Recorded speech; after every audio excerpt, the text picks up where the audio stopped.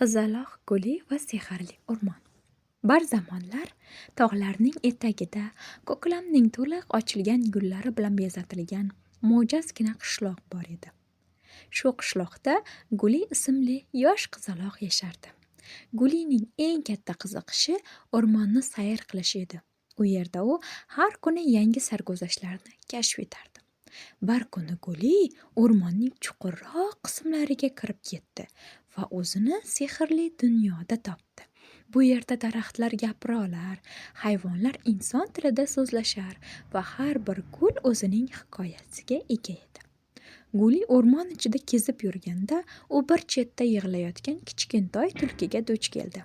Tulki Guliga o'zining sehrli marvaridini yo'qotib qo'yganini aytib berdi. Bu marvarid tulkining oilasiga avlodlar davomida meros bo'lib kelgan edi. Guli tulkiga yordam berishga qaror qildi va ikkovlon marvaridni izlab o'rmonni kezishni boshlashdi. Yo'l-yo'lakay ular ko'plab hayvonlar bilan uchrashdilar.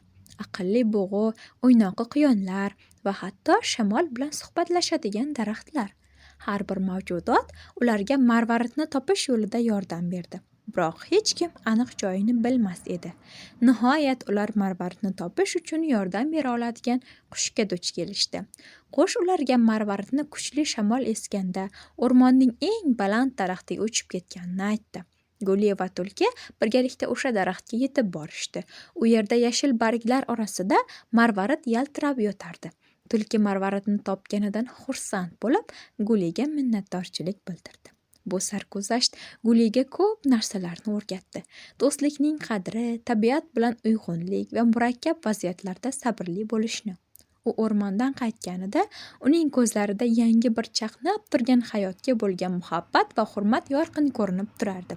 Qishloq ahli Gulining o'rmondagi sarguzashtlarini qiziqish bilan tingladilar va uning hikoyalari qishloq bo'ylab tarqaldi. Guli esa har doim o'zining sehrli o'rmonini va u yerdagi yangi do'stlarini eslab yurardi.